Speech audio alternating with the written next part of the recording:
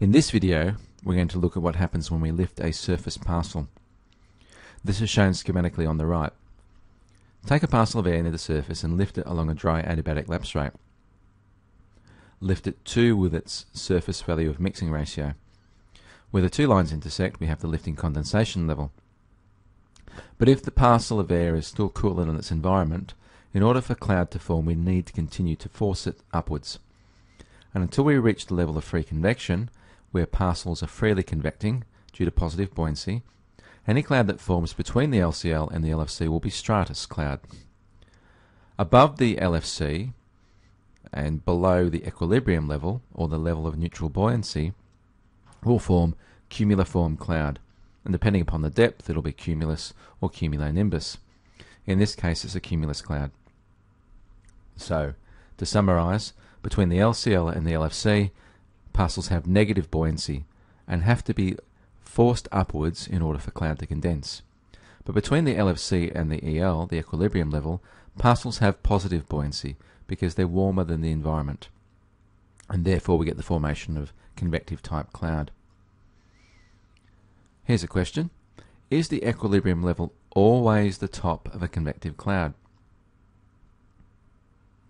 Well, what do you think? It depends upon the momentum that cloud parcels have. If they have sufficient momentum, they can punch through the inversion or the tropopause a little way. They'll find themselves in an environment that's where they're negatively buoyant, and so parcels will eventually collapse back down. So the equilibrium level isn't always cloud top. Here's an example of an LCL, LFC and equilibrium level. So for the given forecast maximum temperature and the surface mixing ratio, you can see the LCL lifting condensation level occurs to the left of the temperature profile. And so forced lifting is required between the LCL and the LFC before parcels become positively buoyant and can ascend due to this positive buoyancy until they reach the equilibrium level. So in this case there will be stratus between about 4,000 feet or thereabouts and 10 or 11,000 feet, and convective cloud between about 10 or 11,000 feet and all the way to the equilibrium level at about 33,000 feet. Now, as an exercise, plot up this trace on a skew-T log P aerological diagram, calculate the LCL and the LFC, and ask yourself what cloud type occurs below the LFC, and how would you know what cloud type occurs above the LFC? Pause the video now and carry out this exercise.